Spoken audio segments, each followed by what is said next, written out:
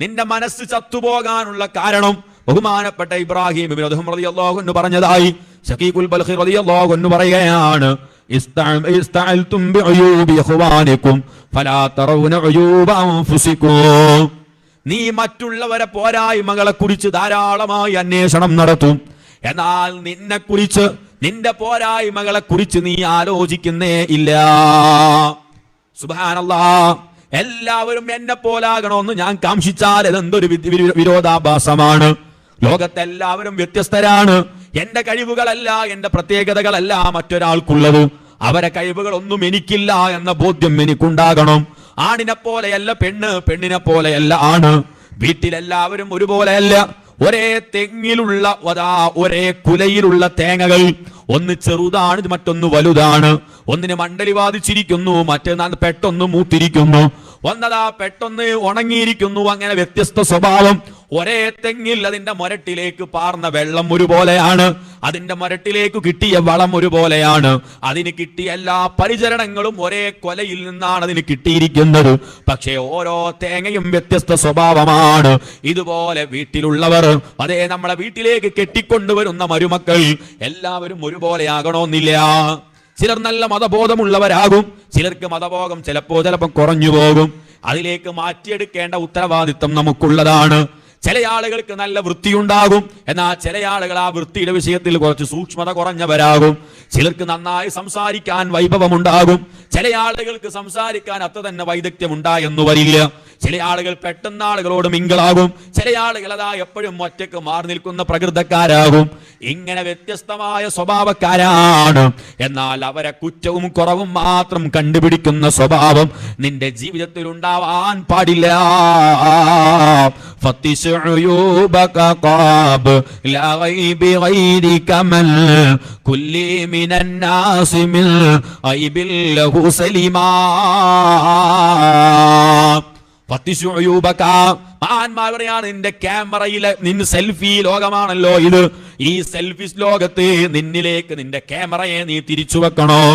നിന്റെ ക്യാമറ നിന്നിലേക്കാ നീ ഫോക്കസ് ചെയ്യേണ്ടത്. എന്തിനു വേണ്ടിയാ? നിന്റെ മുഖത്തിന്റെ കാന്തി അറിയാനല്ല, നിന്റെ താടിയുടെ മിടുക്കറിയാനല്ല, നിന്റെ തടി അറിയാനല്ല, സൗന്ദര്യം അറിയാനല്ല, മറിച്ച് എന്റെ ജീവിതത്തിൽ വന്നു പോകുന്ന ന്യൂനതകളെ കുറിച്ചറിയാൻ, എന്റെ പോരായ്മകളെ കുറിച്ചറിയാൻ, എന്റെ പ്രശ്നങ്ങളെ കുറിച്ചറിയാൻ. നിന്റെ ന്യൂനതകളെ നീ ചികഞ്ഞന്വേഷിക്കണം, എന്റെ ഓരോ കുറവുകളെ കുറിച്ചും നീ ചികഞ്ഞന്വേഷിക്കണം. എന്നിട്ടോ മാൻ പറയാണ്, കുല്ലി മിനന്നാസി മിൻ ഐബില്ലഹു സലിമാ. അങ്ങനെ ഒരു തെറ്റും ചെയ്യാത്ത ഒരാൾ ലോകത്തുണ്ടെങ്കിൽ അവനെ എനിക്കൊന്ന് പരിചയപ്പെടുത്തി തരൂ. ഇല്ലൽ ഹബീബ് മുഹമ്മദുർ റസൂലുള്ളാഹ് സ്വല്ലല്ലാഹു അലൈഹി വസല്ലമ തങ്ങളുണ്ട്. തെറ്റുകൾ സംഭവിക്കാത്ത നേതാവാണ്, മഅസൂമാണ്, ഇസ്മത്തിന്റെ നേതാവാണ്. അങ്ങനെയല്ലാത്ത നമ്മളിൽ ഓരോരുത്തർക്കും പിഴവുകളുണ്ട്, നമ്മിൽ ഓരോരുത്തർക്കും ന്യൂനതകളുണ്ട്. നിന്റെ വീട്ടിൽ ഓരോരുത്തർക്കും ന്യൂനതയുണ്ട്. നിന്റെ ക്ലാസ്സിൽ പഠിപ്പിക്കുന്ന കുട്ടികളിൽ പലരും പല സ്വഭാവക്കാരാണ്. എന്നാൽ അതേ സ്വഭാവമുള്ള കുട്ടിയിൽ നേരം വഴി വരുന്ന കുട്ടിയാണ്, പക്ഷേ ആ കുട്ടി ഹോംവർക്ക് ചെയ്യുന്നവനാകാം. അതേ ഹോംവർക്ക് ചെയ്യുന്ന കുട്ടിയാണ്, പക്ഷേ അവൻ പഠിത്തത്തിൽ മോശമാണ്. അങ്ങനെ പല സ്വഭാവക്കാരും ഉണ്ടാകാം. അവരിൽ നിന്ന് നന്മയെ നീ ചികഞ്ഞന്വേഷിക്കണം. എന്നിട്ട് സ്വന്തം തിന്മകളെ കുറിച്ചാണ് പഠനം നടത്തേണ്ടത്. നീ ഒരിക്കലും മറ്റുള്ളവരെ ന്യൂനതകളെ കുറിച്ച് ആലോചിക്കരുത്, മറ്റുള്ളവരെ പിഴവുകളെ കുറിച്ച് ആലോചിച്ചു പോകരുത്.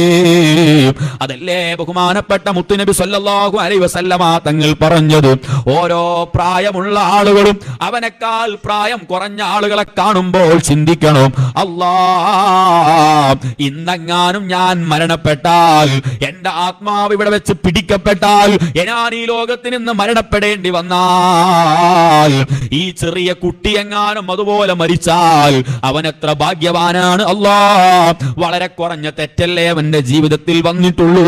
എന്നാൽ ഞാനത്ര തെറ്റുകൾ ചെയ്തു പോയി അല്ലാ എന്നതിനെ കുറിച്ചാണ് നീ ആലോചിക്കേണ്ടത്. എന്നാൽ ചെറിയ കുട്ടി വലിയവരെ കാണുമ്പോൾ ആലോചിക്കണം, പടച്ചവനെ, ഞാൻ ഇന്ന് മരിച്ചാൽ ഈ ഉമ്മാമയും മരിച്ചാൽ, അല്ലെങ്കിൽ ഉപ്പാപ്പയും മരിച്ചാൽ, ആ ഉപ്പ എത്ര റബീഉൽ അവ്വലിനെ സ്വീകരിച്ചിട്ടുണ്ട്, എത്ര റമളാനിനെ സ്വീകരിച്ചിട്ടുണ്ട്, എത്ര ലൈലത്തുൽ ഖദറിനെ സ്വീകരിച്ചിട്ടുണ്ട്. എന്റെ കയ്യിൽ ഒന്നുമില്ലല്ലോ അല്ലാ. ഇങ്ങനെ ഓരോരുത്തരെയും പോസിറ്റീവാണ് ആലോചിക്കേണ്ടത്. ഒരു വലിയ പണക്കാരനെ പാവപ്പെട്ടവൻ കാണുമ്പോൾ ആലോചിക്കേണ്ടത്, അല്ലാ ഇവൻ എത്ര പാവങ്ങളെ സഹായിച്ചിട്ടുണ്ട്, ഇവൻ എത്രയോ നന്മകൾ പ്രവർത്തിക്കാൻ അവസരം കിട്ടിയിട്ടുണ്ട്.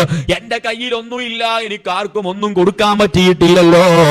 അതുകൊണ്ട് അവനൊക്കെ സ്വർഗത്തിൽ പോയാലും ഞാൻ എപ്പോഴാണ് പോവുക എന്നാലോചിക്കണോ? പണക്കാരൻ പാവപ്പെട്ടവനെ കാണുമ്പോഴോ, പടച്ചവനെ നാളെ ഞാൻ എന്റെ റബ്ബിന്റെ മുമ്പിലെത്തുമ്പോ എന്റെ കണക്കുകൾ മുഴുവനും ബോധ്യപ്പെടുത്തിയിട്ട് ഞാൻ സ്വർഗത്തിൽ പോകണമെങ്കിൽ എത്ര സമയം പിടിക്കുമല്ല. എന്നാൽ ഈ പാവപ്പെട്ടവൻ എത്ര പെട്ടെന്ന് അവന്റെ കണക്കുകൾ പറഞ്ഞു തീർക്കും, എത്ര പെട്ടെന്ന് അവന്റെ റിക്കാർഡുകളൊക്കെ പൂർത്തിയാകും. അതുകൊണ്ട് അവൻ എത്ര ഭാഗ്യവാനാണ്. ഇങ്ങനെ നീ മറ്റുള്ളവരെ കുറിച്ച് നന്മകളെ ആലോചിക്കാൻ പാടുള്ളൂ.